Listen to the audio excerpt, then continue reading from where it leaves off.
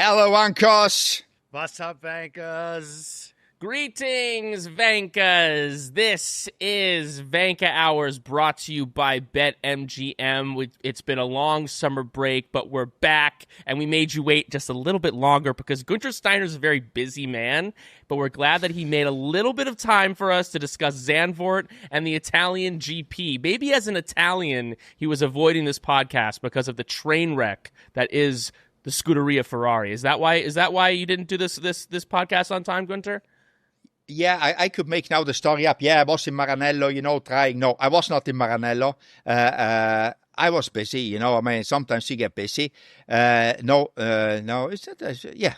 No, I was not at Ferrari. He was making moves. He was making business moves. He was making, as Cardi B would say, money moves that will be announced later in an exclusive interview. Subscribe, Guenther. Correct. Subscribe to the podcast. You need to subscribe.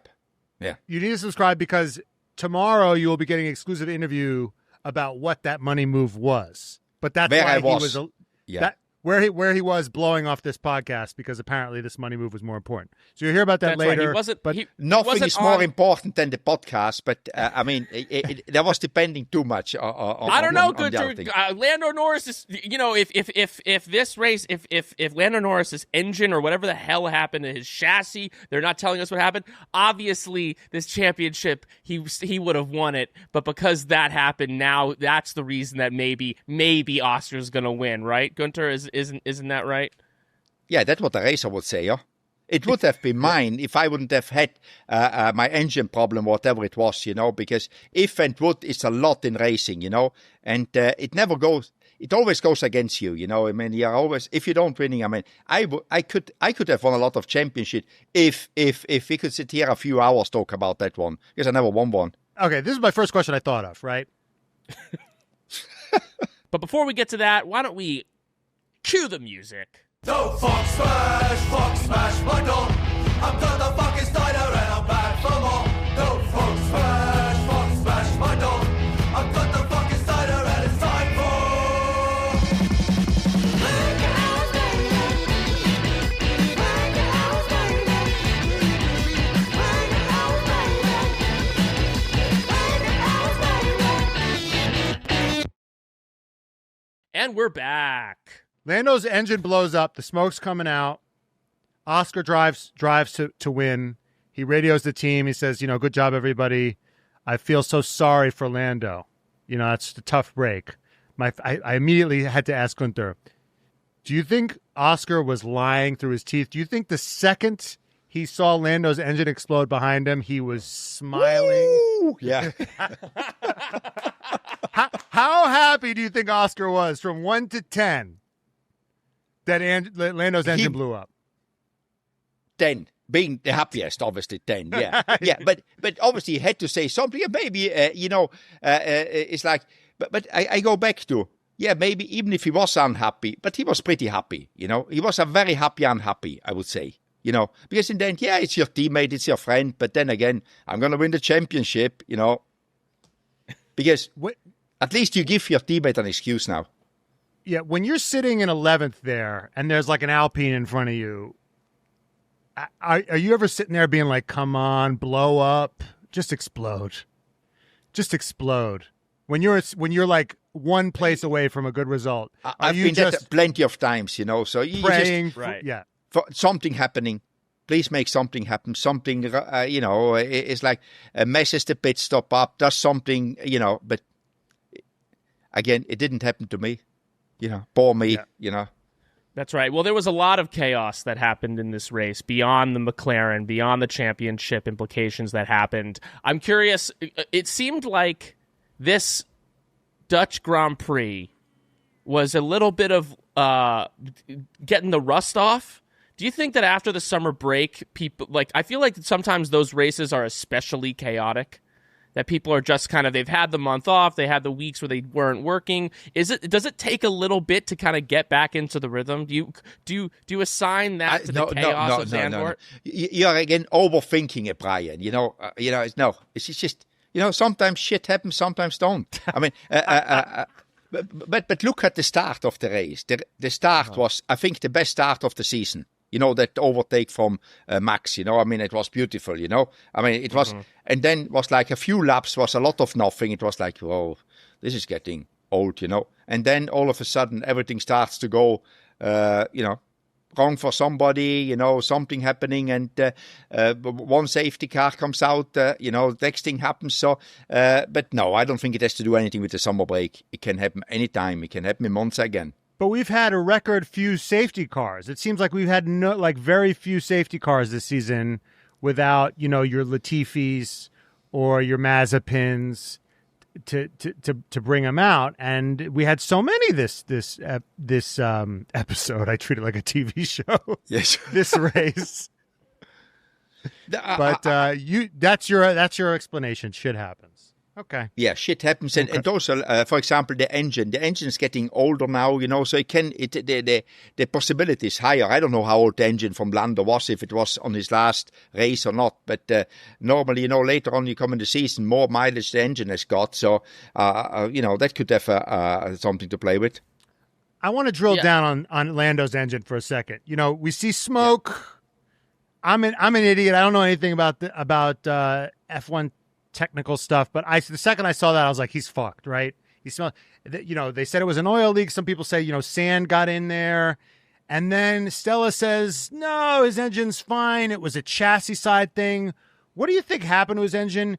And as a former team principal, are you ever tempted to lie to cover something up, to protect either a technical person who made a mistake, or maybe a guy who gives you the parts, whether it was like your Ferrari engine partner or, a brakes person who gave you their brakes, or some anonymous parts giver? You're just trying to protect somebody, so you lie. I personally didn't. You can sometimes twist it like an electronic problem or something like this. But I think when Andrea Stella said it's a chassis problem, everything to do, what they classify as chassis is like the installation of the engine. If it is an oil pipe, if it is a radiator, it's part of the chassis, because you differentiate between your power unit and your chassis. So they would say it was a chassis side. So it could be that there was an oil leak, and then the oil leaked out, and obviously that's not good for the engine if there's no oil in. But I don't know really what it is. Do you really lie? Maybe not, but you maybe are asked to twisting the truth, or not to say anything about it. But, I never kept my mouth shut, and sometimes they were unhappy. But, if something breaks, it's like, yeah, it broke. I mean, if you don't admit that it broke, how can you fix it? Mm-hmm. Right. I wonder how much can you maybe mitigate and or control an engine? I know, of course, it's out of your hands, but you have the extra engines. You can take the penalties. There are certain dials you can kind of use up these engines more or less. You can turn up or down the dial, right? How much of that from this point on? Because I guess my question is, Lando had that break. Let's say it was the engine, even though, we're hearing a bunch of different things. Let's say it's because we're getting later in the seasons, the engines are getting older. How much is that in the control of maybe Oscar's side of the garage? Listen to me, I said garage. The garage. Garage. The garage. Yeah. At the garage, that his side of the garage can kind of mitigate that and stop that from happening to him? Or is it, there's always that chance that it'll just happen to him? No.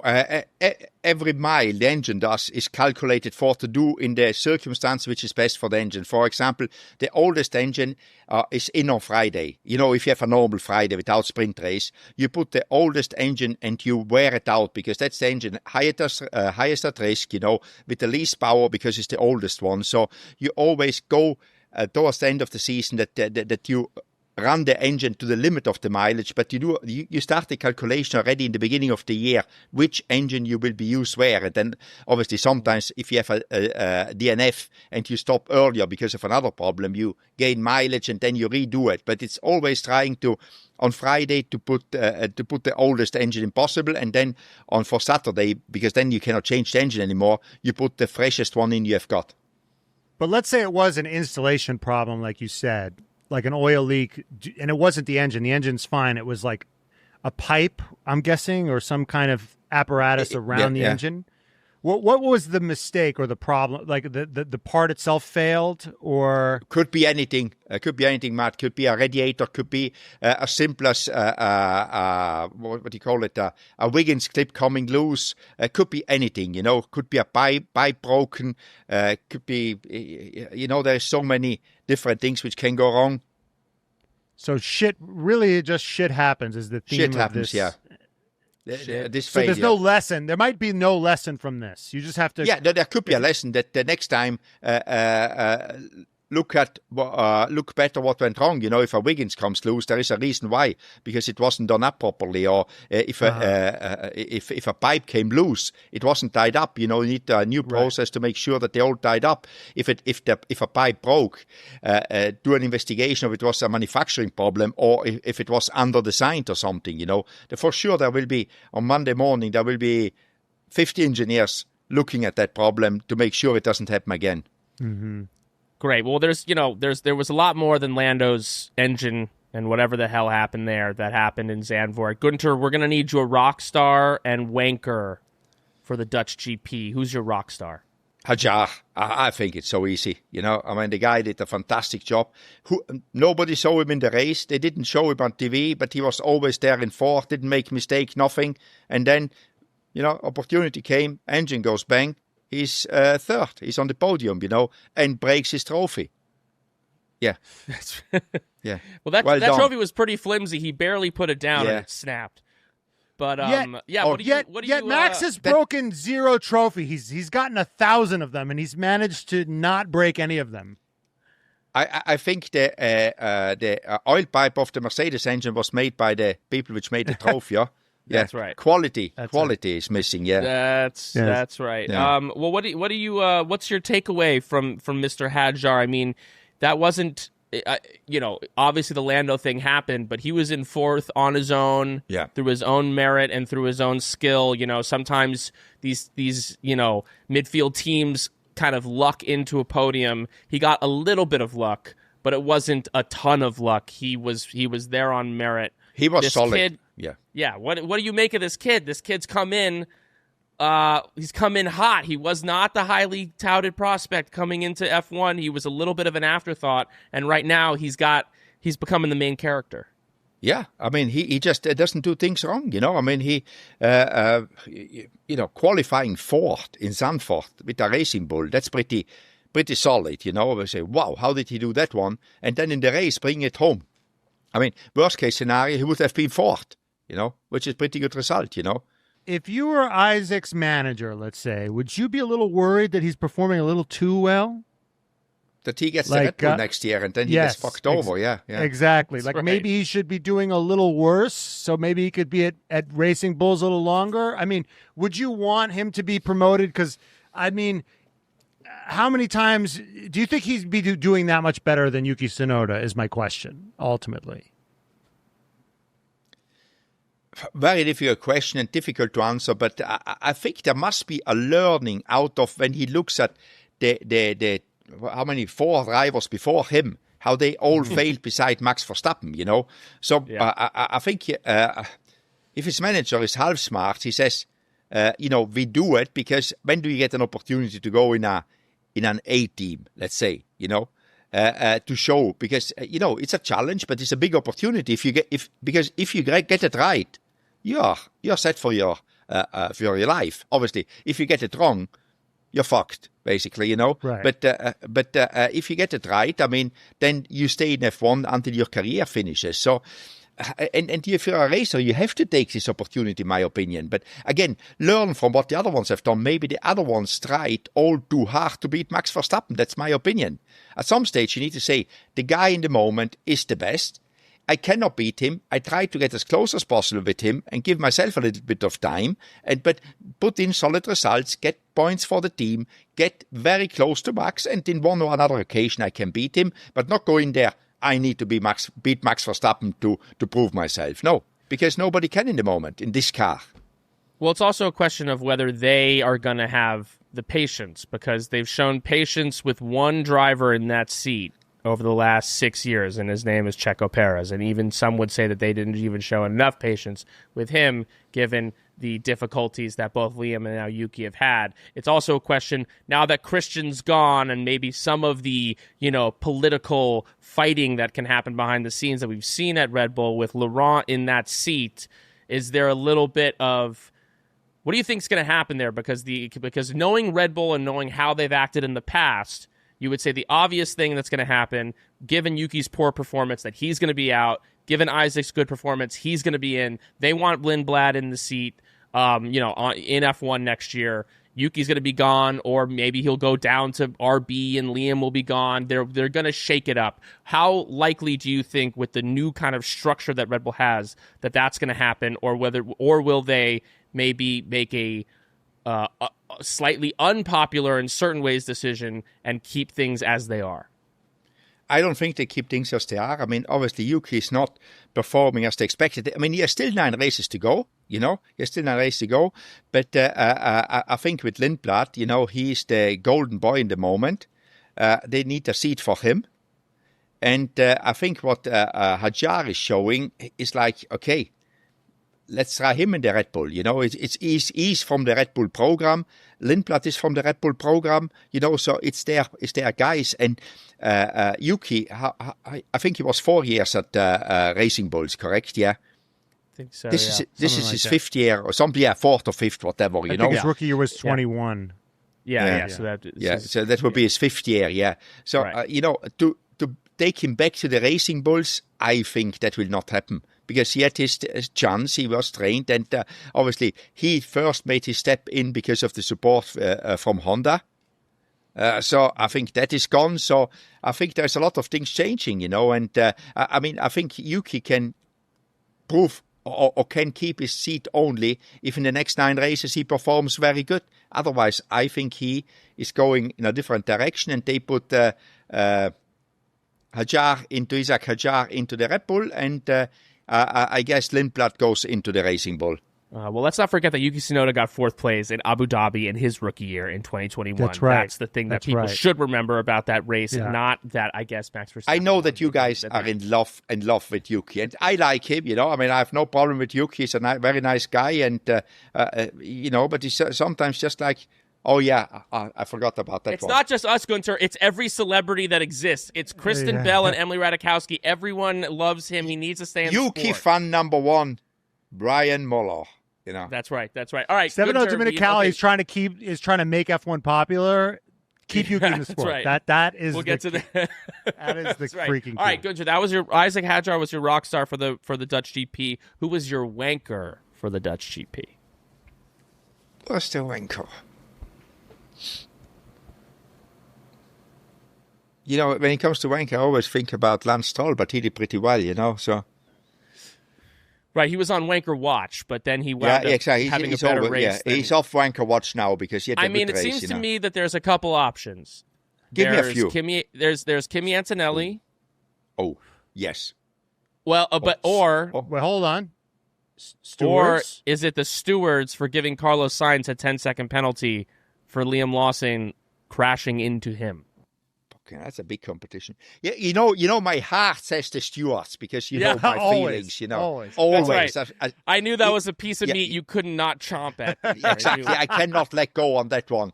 As much as the situation, or as much as what Kimi did there, getting a little bit too enthusiastic about it and taking a Ferrari out, which isn't great. Right. I mean, the stewards, they're always my favorite for the Wankers, I mean, they are number 1. I mean, you're right. And you're right. I need to add to that one. And apparently, and I don't have the proof of that one, they didn't want to listen to Carlos. When Carlos said, I want to go and speak with them and explain them my side of it, they told him, no, we're going home.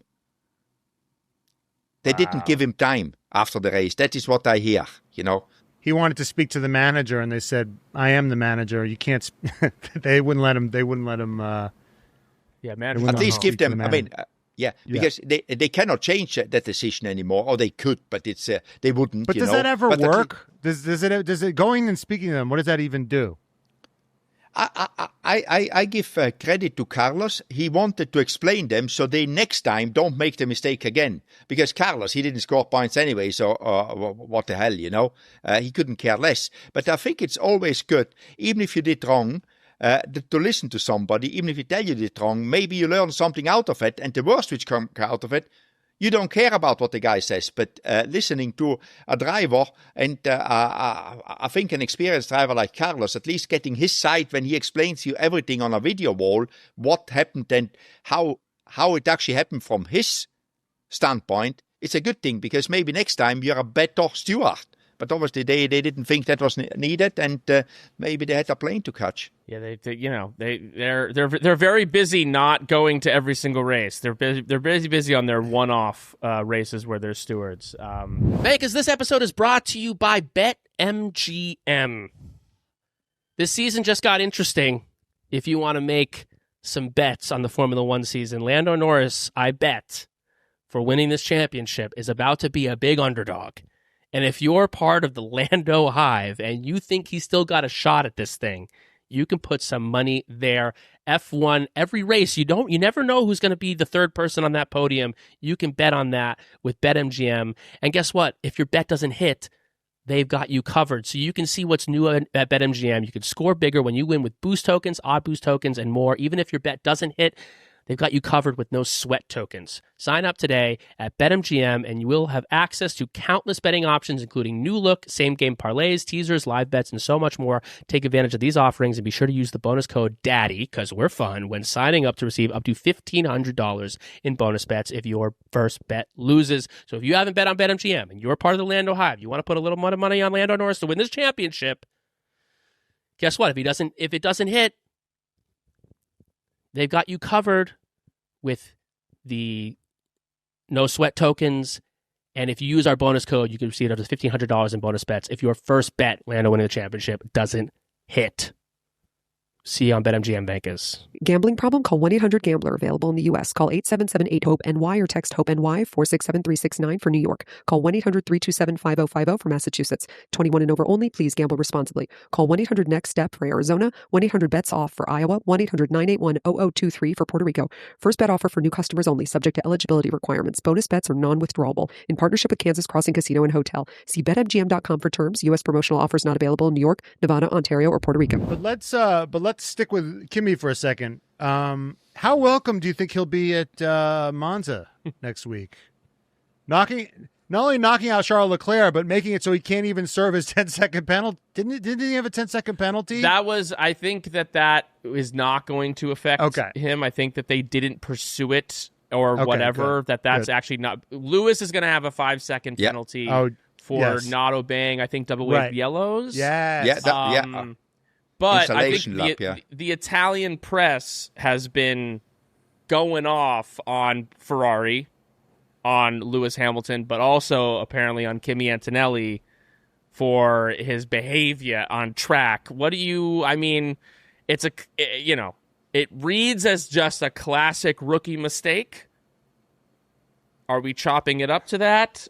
At what point does it become a little bit more, or we're not there yet? I think we're getting pretty close. He's young. We know he's young. Isack Hadjar is young, huh? Mm-hmm. It's a bunch of rookies. Not as young. Not as young. Nobody put a gun to Toto's head and said, exactly. Put him in now. You could have signed Sainz for a year. You could have given Lewis the contract he wanted. You could have given him a 2-3 year contract. Nobody put a gun to Toto's head and said, you got to bring him up now. You have to put him in Mercedes now. That was self-inflicted. Yeah, that was self-inflicted. And maybe as much as say, he can make mistakes for a year, I think, they can talk the mistakes away because he should have been in F2 this year. They put him in a year early. They expected this one. But next year, if Mercedes wants to win championships, Kimi needs to grow up quick, and get rid of this because it's not only the mistake. His speed is not always there.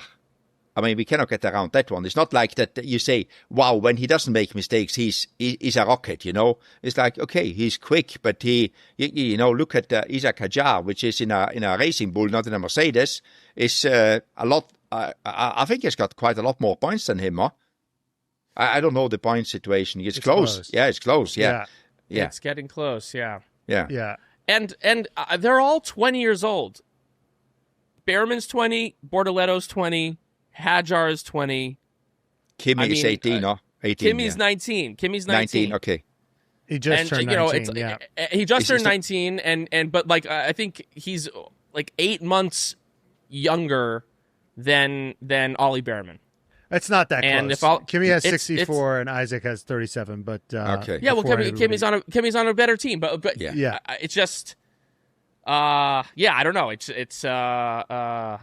It was a big gap. I mean, he's getting a lot of room. I mean, Leclerc immediately afterwards was just like, you know, you guys just we shouldn't have even gone on that strategy. You know what's going to happen if, you know, you put me close to this kid. Like, you know, he wasn't even mad at him. No one's even mad at him when these things happen. Well, I think he's frustrated in general with Ferrari's strategy. I think he thought that was unnecessary, that was a little reactive, that he shouldn't have even been put in that position. But I think, as you say, Leclerc was more like, this guy drove into me. But I mean, I cannot do anything about that one. But we could have done a different strategy because my tires were good, you know. So I think that's what he brings up, because on the other side, it's not he has no influence on what the other one is doing. But you know what Kimi tried to do? It's just not possible to do. I mean, a race car driver knows that. I mean, if you go low there, try to go by, it will not turn. I mean, everybody knows that, you know. So just trying that is like a little bit like when Lando tried in Canada to overtake Oscar. There's just not enough space. I mean, it's like, what are you doing, man? You know. So does it feel like there was a little bit of the kind of the pressure that he is under, given that, like, all of a sudden, you know, He finds himself behind George Russell. George Russell has damage from the incident with Charles. They swap the positions. They're like, Kimi, you're the star, booby. Like, today's your day. You're the guy. And he got there and he got overexcited and he made a move on a banked turn that was never going to happen. All of a sudden, he's crashed. You know, he's crashed into Charles Leclerc right before Monza. Yeah, but I mean, yes, that is what had happened. But he should know. Yeah, right. If we know, he should know. As an Italian, who's more loved, Charles Leclerc or Kimi Antonelli at this point? Charles, because he's in a Ferrari. Yeah. Now, I have a quick question. Topsall. I have a quick question. I've noticed this. You know, when Charles Leclerc crashed, he just hung out there. He just got a chair. He sat there. Lando crashed. He just hung out there. Why don't they go back? Why do they just sit depressed in the grass? I think you cannot get back from there. There's no way around. You're outside of the track, and you cannot get over. You know, so they just wait until somebody can come by and pick them up. You just cannot get back. You know. So they haven't. They're literally just stranded. Yeah. So debris they can pick up, but not F1 drivers. They're just stuck. They're stuck. Yeah.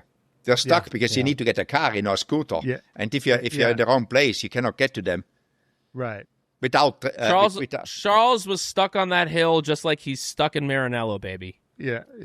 Stranded. That's a metaphor, baby. Right there. That's a still metaphor. There. Yeah. He's still he's going to be he's been there for a long time. A piece of him definitely still is. That's right. And he'll never get it back. All right, well, let's go on to our favorite segment, Gas or Brake. Lando's DNF has sealed the championship. Gas. Because I always said that Oscar will win it anyway, and now he has got the big advantage. He gained 25 points to Lando. I think it's good now. Something big needs to happen. A lot of problems. We need to ask Andrea Stella if they've got a lot of other chassis issues on Oscar's car. I'm taking my foot, and I am slamming it on the brake.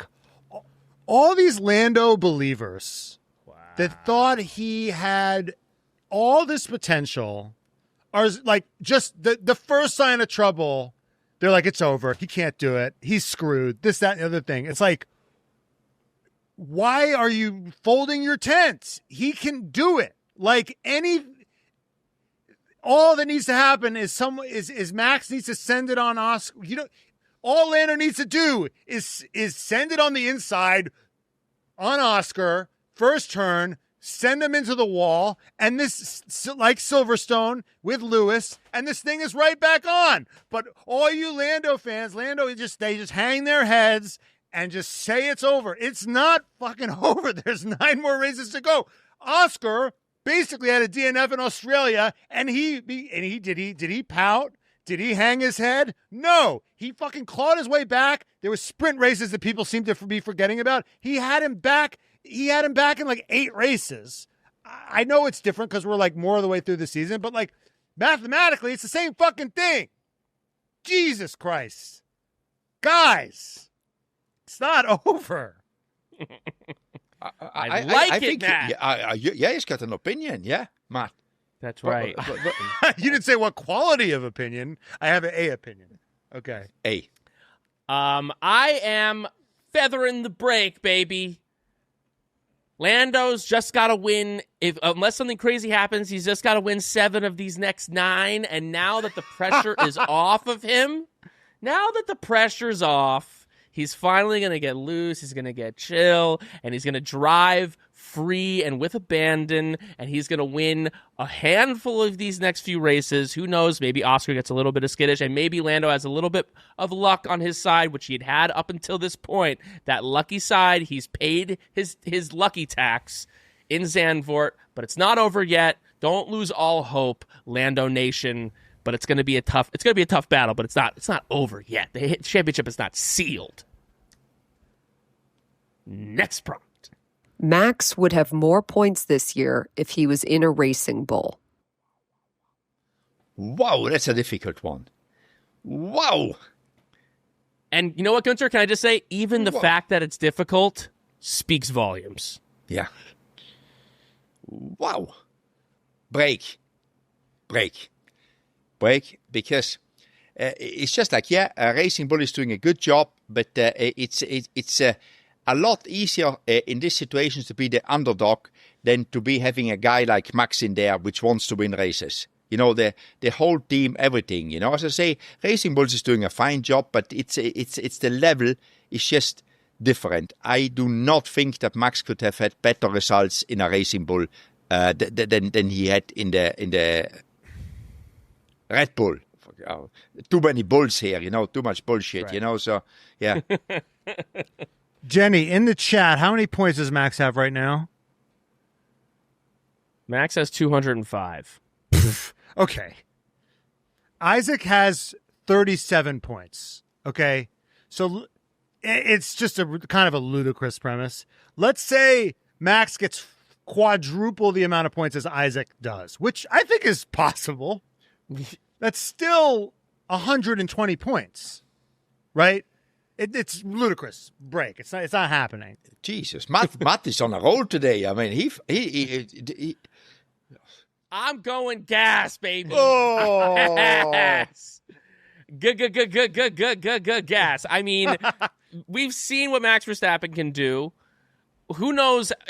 Who knows how many points Yuki Tsunoda would have in this RB? I think he'd have more than Isack Hadjar. I think he'd have 60 something.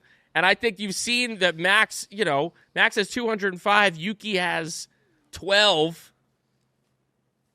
I think that I don't know if he'd have a ton more, but I think it would be. You're dreaming. Be kind of close. You're dreaming. I don't know, Guenther. It took you a long time to answer that question. I don't think it's that ridiculous of an idea that this VCARB, which is easier to drive and maybe has a higher floor. There's all this thing. Maybe it has the lower ceiling. Blah blah blah. But I don't know. Isack Hadjar can get a podium. He's been consistently in Q3. If Isack Hadjar could be consistently in Q3, what do you think Max Verstappen would do in this era where it's so difficult to pass? But we just spoke before that Isack Hadjar should go to Red Bull to be the same as Max Verstappen, you know? No, I don't even think that that's necessarily true, but I just think that is what we all are believed is the correct thing to do because in theory, the Red Bull car is better. But I'm just... I'm not that convinced in its current state. Next prompt. Charles deserved a penalty for his move on George. Break.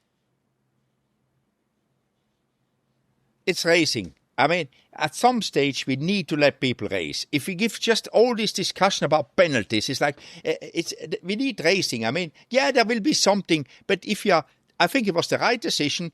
I support the steward on this one. I mean, you need to write this one down. They got my sympathy there.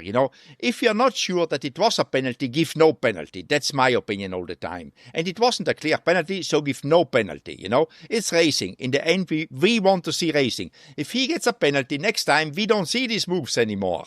Because people say, I'm not going to do this because I get a penalty. And then, there is no overtaking. No shit. I mean, as soon as you overtake somebody and not having a delta of 2 seconds, you get a penalty, So I think that was. I'm with the stewards. Go stewards. I like it, Matt. Guenther, this is a great argument, a libertarian argument. No more government interference. Just let the guys race. Anarchy. Yeah. Yes. I'm going full break. How about no stewards? Just like kids tennis, high school tennis. Just let them officiate it themselves. Honor code. No, and it looked so cool. I think if it looks cool, it looks sick. Yeah, it's fine. Yeah, we talked about this on our podcast. Like if it's in basketball, if a guy takes 3 or 4 steps but then does something sick, they never call the travel. They never call it because it's sick. Yeah, I'm with you both. Big time break. That move was amazing, and we want to encourage aggressive driving like that, not discourage it with bullshit penalties. Yes. Agreed. Next prompt.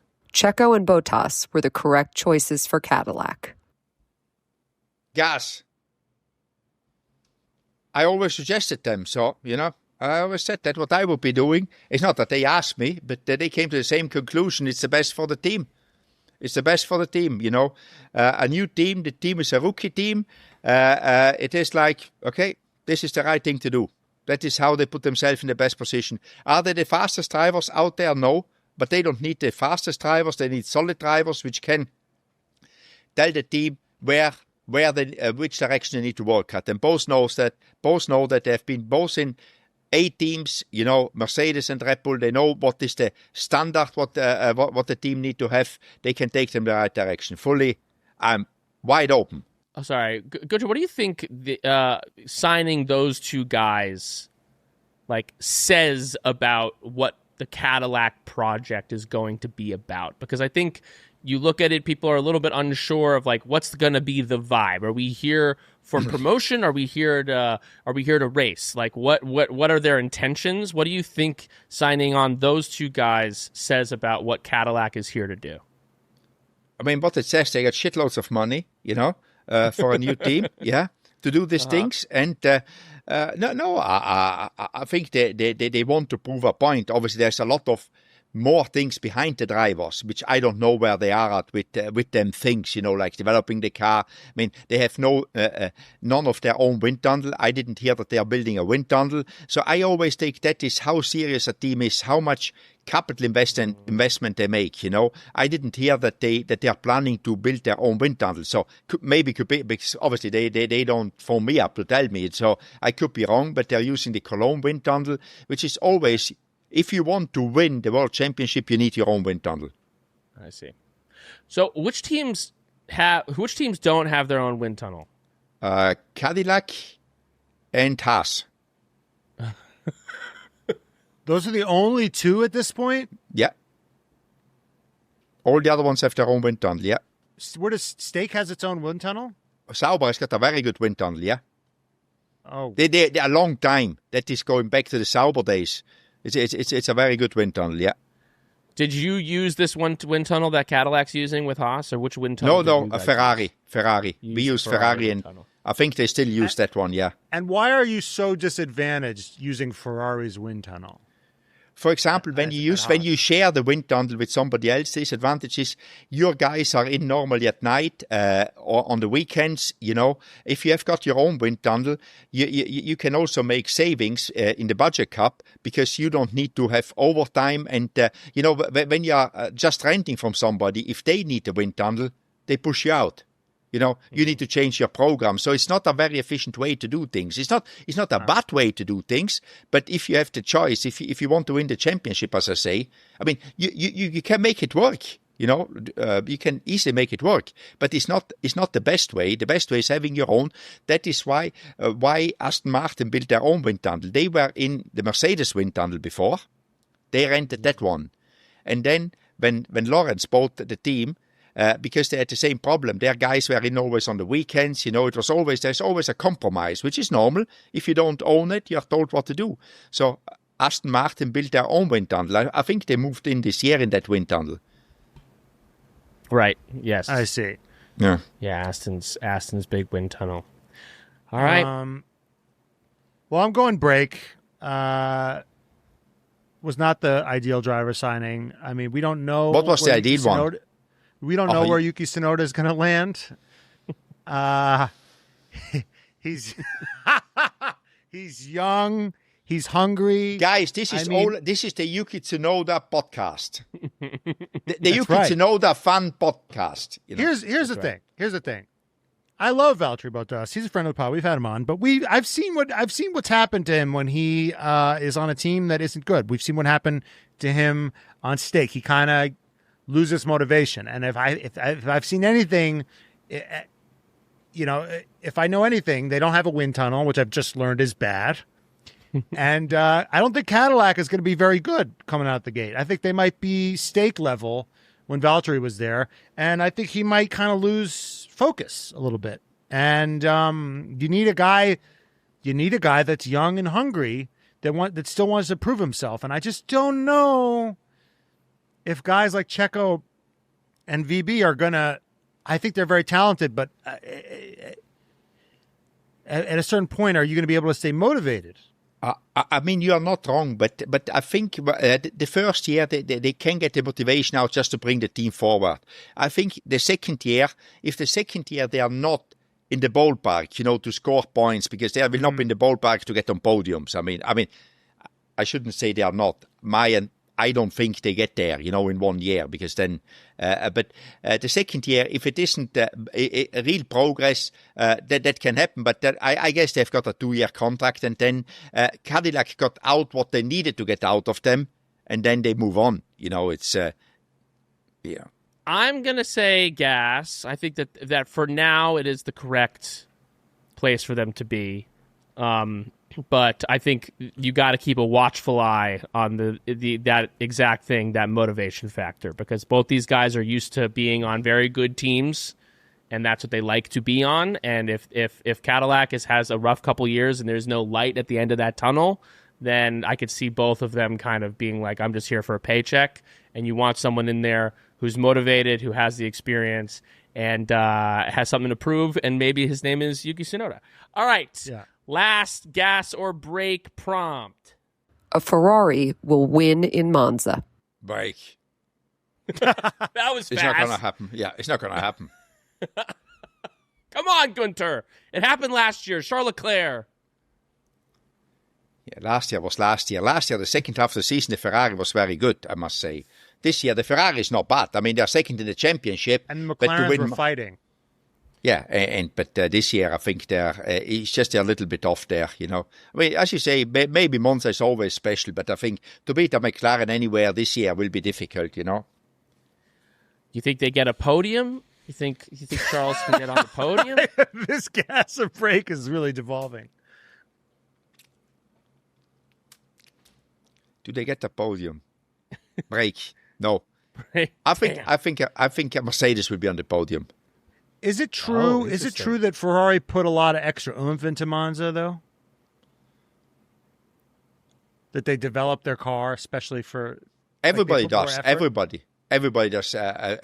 In these days, everybody, Monza spec, low drag spec. Everybody does do now that one, But I don't think that Ferrari does more than the other teams do. All the good teams put the effort into the low drag spec, high speed tracks. The Ferrari board isn't like, it'd be really nice if we won here. Okay. No. Okay. They can say that all they want. They can only exactly. Yeah. To beat a McLaren. It'd be nice if the Ferrari board could say, "Hey, it'd be nice if he won the championship too." It's 18 years or That's right. But in college football, if you're like a Michigan coach, if you could lose every game, but if you beat Ohio State, that sort of situation, there's that aspect to it. But no, I'm going break. I mean, they look completely lost. I mean, Lewis looks completely lost. Charles looks completely dejected. I've never seen Lewis lose the car like that. I'm as much as I want to disagree with you, Guenther, I can't do it.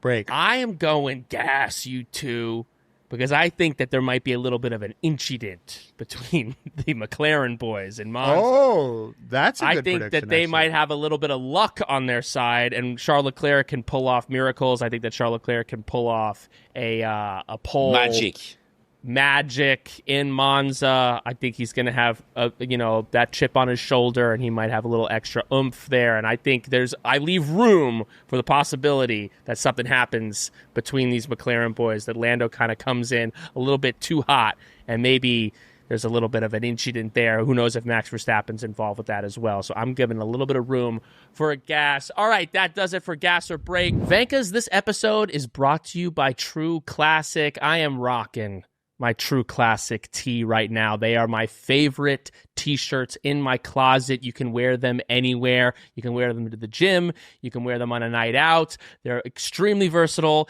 extremely comfortable, and True Classic's about one thing, making sure that clothes fit right for guys without breaking the bank. These shirts, come on, baby. Look at that. Look at that. These arms don't look like that in other t-shirts, only in True Classic. Because they bring premium, comfortable clothing to the masses, because looking good and feeling great shouldn't come with a designer price tag. And clearly people agree.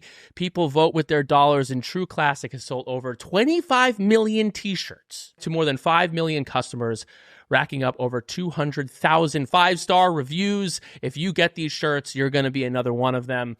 So don't play around. You want to be looking good. Don't break the bank. Get that tailored look without sacrificing comfort or blowing your budget. I've been wearing them for a while. I wear them every chance I get. Every time they're in the laundry, I think, when can I get my True Classic tees back? And you can find them on Amazon, Target, Costco, Sam's Club, or head to trueclassic.com/Vankah to try them out for yourself. Once again, go to trueclassic.com/Vankah and get yours today. Guenther, we want to talk about Monza.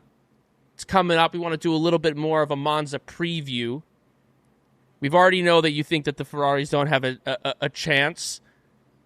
Obviously, I assume that you think that one of these McLarens is going to win. Who do you think of the two is going to be? Is it going to be Lando or is it going to be Oscar?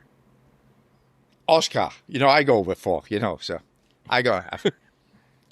The guy is just, on the wave in the moment. He's on top of the wave, He does a lot of things. If you saw qualifying in Zandvoort, again, FP1, FP2, FP3, Lando, he's great, he's good.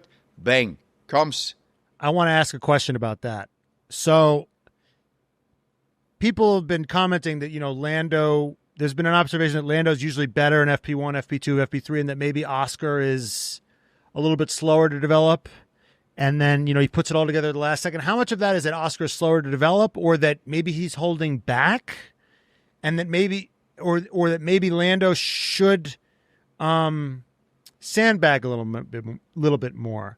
Like, should there be a little bit more gamesmanship in these FP1s, that if you have more speed, you shouldn't show it? That if Lando was smart, he should underperform in these Friday sessions, because it seems like what it looks like is Oscar might be playing possum a little bit in these sessions. And then by the time he shows up on Saturday, it's too late for Lando to react. I think Lando is just trying always to do the best he can every lap in FP1, so he's ready for qualifying, basically. And maybe what Oscar does, he's doing the lap and puts it, maybe, I didn't look at the data, but in sectors, says try to make one sector perfect and the other sector, and then in qualifying, he's able to put all three sectors together, That could be a strategy to do, but obviously, I don't know if he's doing that or if that is one of my weird thinkings, but in Holland, in the Netherlands, it was clear that in the free practices, Oscar wasn't there. But he's pretty far back, and then qualifying comes, bang, he puts it down. I mean, in qualifying they were equal, I must say. I mean, 12,000th of a second, and then the last lap they were 4,000th of a second separate. I mean, that's not a difference. That is the same. Right, but they weren't equal in free practice. So I guess the question is clearly, yeah. So is Oscar slow or is he holding back? Is the question. I could be strategic that he's holding back. That he's saying I focus and just like on one lap I focus on a sector. I don't like certain corners and I try to do things to make them better. And therefore, it makes there is a bigger gap between the cars. But, if you don't ask him, he would, or maybe he wouldn't even tell us. But it's one of these things. It's just like when it gets to it, he can put a lap together. So, right. I would rather say it's strategic that on the free practices, not to be slow, I think he just does it to learn better, to be better prepared for qualifying. Hmm. Now, if you're Lando going into Monza, is your strategy take Oscar out in the first turn, maybe qualify second, try to get the inside, and just clatter into him, try to create a DNF? That's what you're gunning for, right? Yeah, but if you crash into him, you could have a DNF as well. So what have you gained? But you're already screwed. You got nothing to lose. Oh no race car driver does that. I mean, they're not all as nasty as you, Matt. Well, maybe he's got to start thinking nasty. Michael Schumacher, Max Verstappen. It's not like we've never, Ayrton Senna. It's not like we've never seen this type of mentality before. But they are friends, that, guys. They told you we are friends. We are buddies. We love each other. How much are you believing this McLaren Pravda of their beautiful friendship? I mean, I think they will be friends, but as I always say, I think they're pretty happy to lose a friend and not a championship. So right. Yes, you can get your friend back, but the championship opportunity is not coming along every year. So I think that opportunity will. But then again, Lando, it's a very fair playing guy, until he's not like Canada when he did something stupid, So. Right. But I don't know if that was him not playing fair. It was just him making being stupid. Yeah, exactly. Yeah, exactly. Boneheaded move, not something kind of intentional. Intentional. Yeah. If you're Zach Brown with this situation in what it is, we know that Zach Brown, if there is a leaning, he wants to say that he loves both children equally, but we obviously know he spent more time developing and nurturing one of these drivers than the other. What are you saying to Lando Norris going into the rest of the season? Like, where are you putting his headspace as? Because some drivers might say, all right, I got to go full tilt, and that might create the exact thing that McLaren seems to not want, which is for their, for someone to break their precious papaya rules. What would you, if you're Zach Brown, what are you saying to your drivers going into this race? Race, but don't crash the car. The cars. Yeah. That's what you say. It doesn't mean anything, I know that, because that's the next thing you will tell me. It means shit, but that's what you say. But then again, McLaren, the constructors, mathematically they have not won, but they almost cannot lose it. And right. The drivers, they will win with one of the two cars. So I would say Zach doesn't really care. He cannot care who wins because he's working for McLaren. Obviously, privately, maybe he cares because he said one of these guys, he knows a lot longer and has been together a long time. But in the end, I think Zach is a McLaren man, and he says, the better guys should win, but not telling him to get nasty. What you say to Lando, try to do your best. I mean, as Matt said before, there's 9 races to go. You can still win the championship. And otherwise, ask Matt. All right, so you think that Oscar's going to win. You think Lando's going to get second? Yes. Who's getting that third spot on the podium? Russell. Right, you thought, okay, George Russell, third spot on the podium. Interesting. Yeah. Matt, what do you think the podium's going to be? I think George Russell's going to win this. I think they're going to hit each other. I think it's going to be George Russell, and I think it's going to be George Russell. I think it's going to be Charles Leclerc. And then Yuki Tsunoda. Fuck it. I think who's and I think it's going to be Kimi Antonelli. Fuck it. Interesting. I think that Max, you guys are both discounting Max Verstappen. I think that these Red Bulls have been good on these fast tracks this year. Good anywhere. Right. They've been good on the high-speed tracks. So I think that Max Verstappen's going to be in the mix. I think that Lando's going to win. Fuck it. I think that Lando's going to win. He's going to have an incident with Oscar. Oscar's not Oscar's going to not even be on the podium. I think it's going to go Lando, Max, Charles Leclerc. How about that? How about them apples? I am currently losing the podium predictions because I make bonehead fucking predictions like this. Guenther's at 40, Matt's at 33. I'm at 24, but maybe this is the week that we start turning around. Well, because Guenther makes a smart position. Because Guenther makes a smart prediction, I have to zag, and then Brian has to then pick Lando, is what ends up happening. That's right. That is correct. I'm curious, Guenther, it's the Italian GP. This is the historic track. We've been racing here since Formula One was a thing. Given the kind of chaos around Ferrari, I know that the Italian press has been, very active in their criticisms of what's been going on. What do you think a little bit is at stake for the Ferrari organization, and more specifically, maybe Lewis Hamilton going into a high-profile Italian race like this? Yeah, obviously the pressure is coming up, and we predicted that one before the summer break. If he's not coming back after the summer break and shows something, shows an upward trend, there will be. I mean, the Italian press, if Ferrari is not performing, they get upset. They are just upset. So Lewis in the moment is not performing. I mean, we need to say it how it is. It's not like, he had half a year. I mean, he had more than half a year now, and he's still making mistakes, which is very unusual Lewis, which means he's overdriving. He's taking too much risk to get to Charles Leclerc, and it's not working. So, nothing will happen except they will keep on putting pressure onto Lewis, and I hope Lewis doesn't react to it, because he should have his skin should be thick enough not to react. He's not a rookie anymore, So again, he can show that he's a champion by not reacting to the outside pressure and just getting better. But it's about time, It's about time, because time is running out. The jury will be out soon. What to do next? If it keeps going like this, what are the odds that he just calls it quits? He doesn't even go to 2026. I don't think he quits before 26. I think he because of the new rules. Because he never liked this ground effect cars, apparently, because he was never good in them, because he didn't win a lot in them.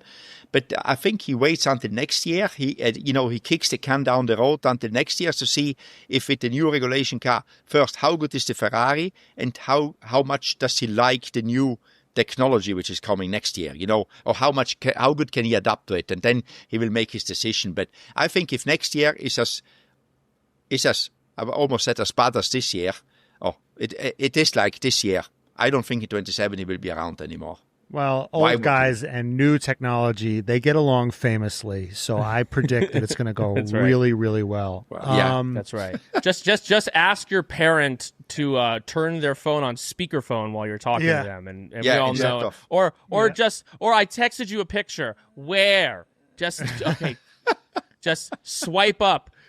I did. Oh no! Then they hang up on you. We know how that can go with the older generations. So. Ferrari and Formula One are somewhat synonymous. The state of Ferrari is often the state of Formula One.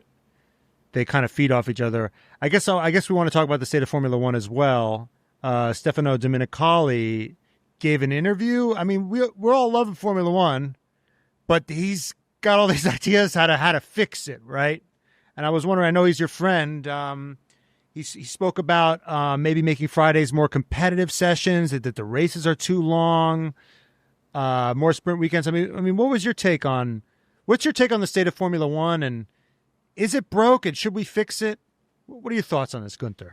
I think it's not broken, but if you continue like it is, it will break. I am a fully supporter, and I speak with Stefan about these things quite a bit, Sprint weekends are a lot better than normal weekends. I mean, yeah, exactly. Because watching FP1 and FP2, I'm watching my grass grow, in the end. So people want competition. So that's a simple fix, Why are you shaking your head? Look at me, because I wish someone would watch me the way you watch FP1. I've seen you watch it. It's very intense. But anyway, continue. Yeah, but it's intense, but I'm still bored at it, because I try to find something and nothing happens, And at some stage, I will not watch it anymore. Anyway, but I think sprint races are pretty long. And what Stefano, in my opinion, is doing, he throws a lot of ideas out and sees where there is interest to do something, because then they can gauge what should we do. And I think where Stefano was very brave. I mean, I was there when they introduced sprint races. There were so many people against it. You have no idea, guys. And he got it his way. And the thing was like, let's try to do it. If it doesn't work, and that is absolute my philosophy as well, let's try it. Do not make predictions and calculations and simulations. Try it. If it doesn't work, just don't do it anymore.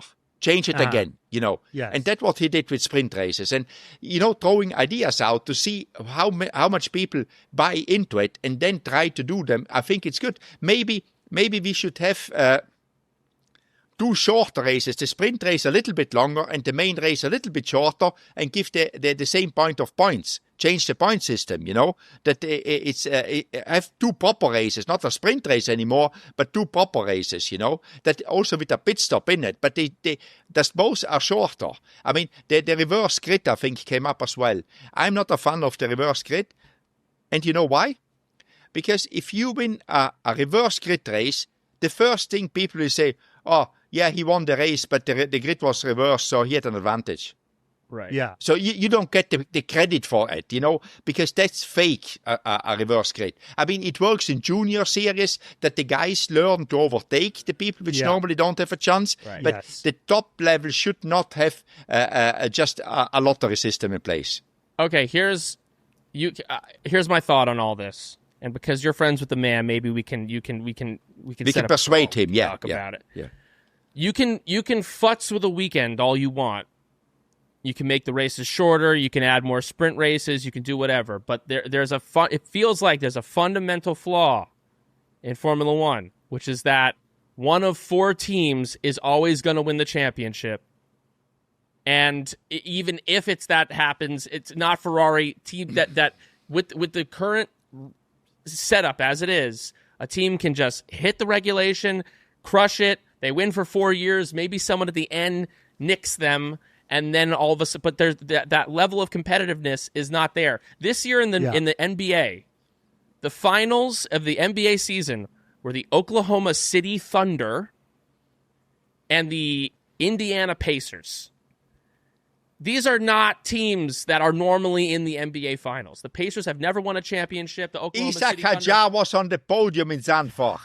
Okay, but that's not because that's a freak incident, as opposed to Isack Hadjar isn't competing for a championship. I guess my question is, and my thought is, in these other leagues, if you're last, if you're the worst team in the league, you get the first pick in the draft. And there is a way that the league tries to level the playing field by giving the worst teams the biggest advantage going into the following year. Now, I know that they do that with the wind tunnel time. Yeah. But Guenther, doesn't fucking work. It doesn't accomplish the goal that it needs to Guenther, accomplish. you guys got way extra wind tunnel time. What the fuck? You had You so guys much still goddamn wind tunnel time, Guenther, in your day, and you guys never Haas top was five. drowning. Haas is drowning in wind tunnel time.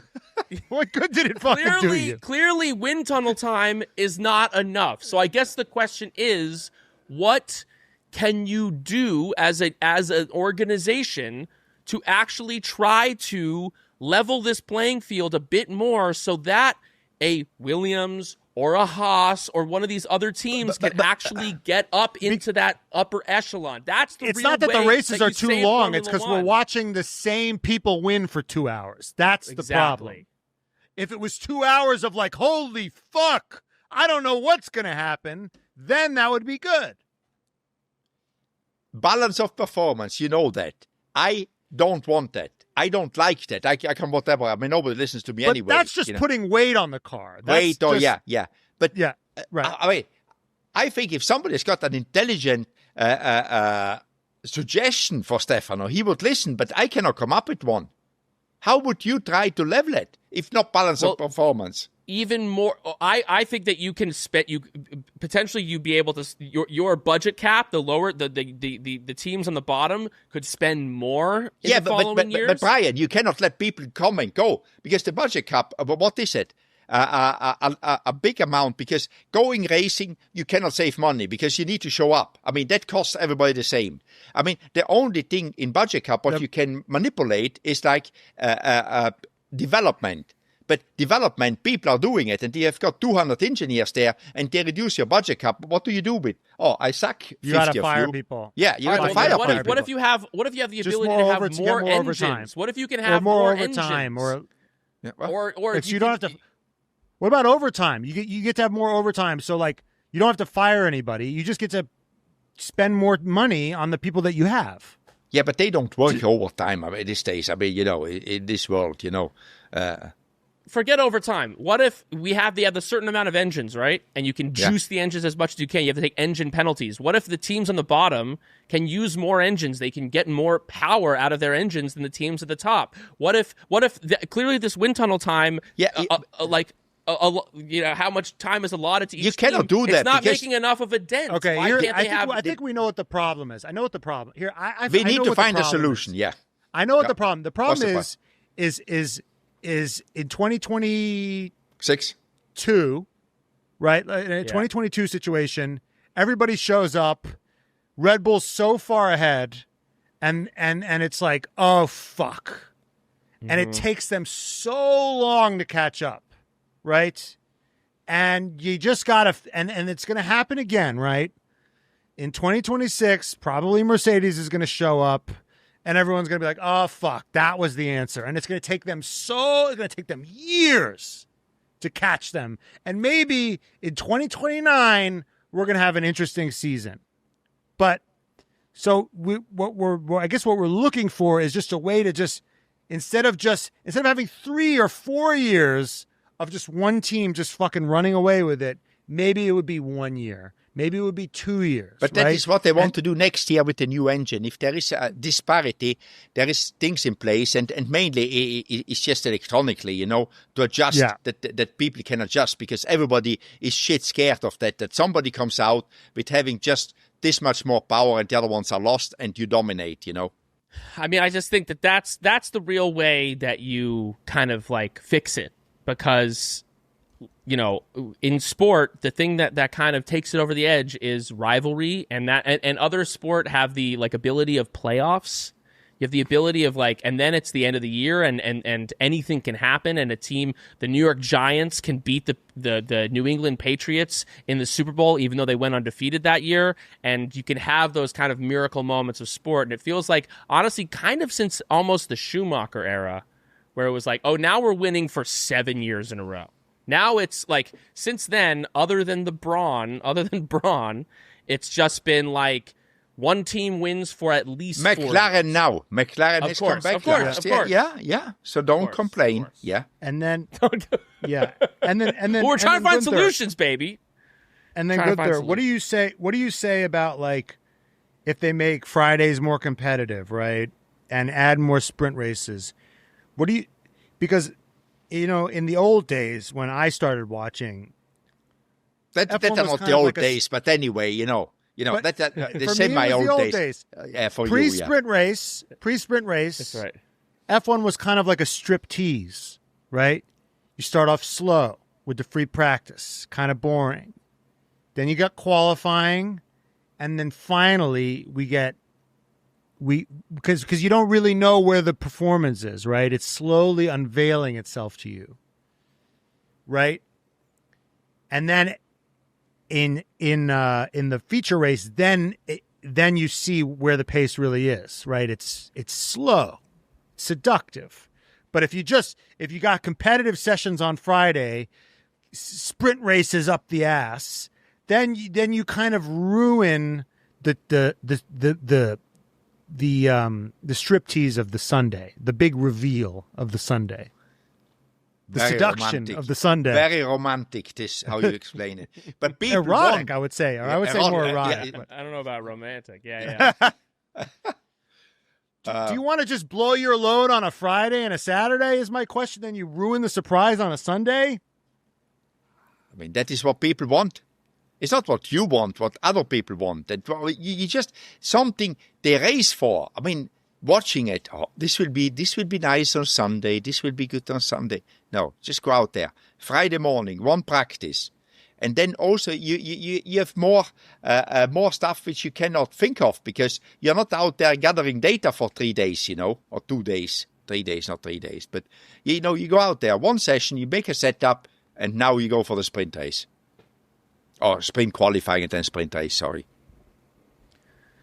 Wow. You're the rare old man that's saying that it's. I'm the rare old man which stayed young. Yes. Not like you. You're a young man which is right. old already, Exactly. So, That's yeah. right. That's Yeah. right. That's Dude, right. he's got a podcast. No, we love on sprint YouTube. races. We love Yeah, sprint exactly. Make races. sure you're But you're fucking subscribed. Subscribe, Make sure yeah. you're subscribed. To an old man Guenther with a Steiner's young a mind, YouTuber, yeah. dude. Yeah, That's right. exactly. The old guy with All the right. young mind. That's right. Well, that does it for us. We'll be back maybe sooner than you think with a fun episode, but we'll definitely be back after Monza at our usual time. Now that Guenther's done with his diva status. Goodbye, wankers. Goodbye, Vankas. Adios, Vankas. Ciao. I'm a boss.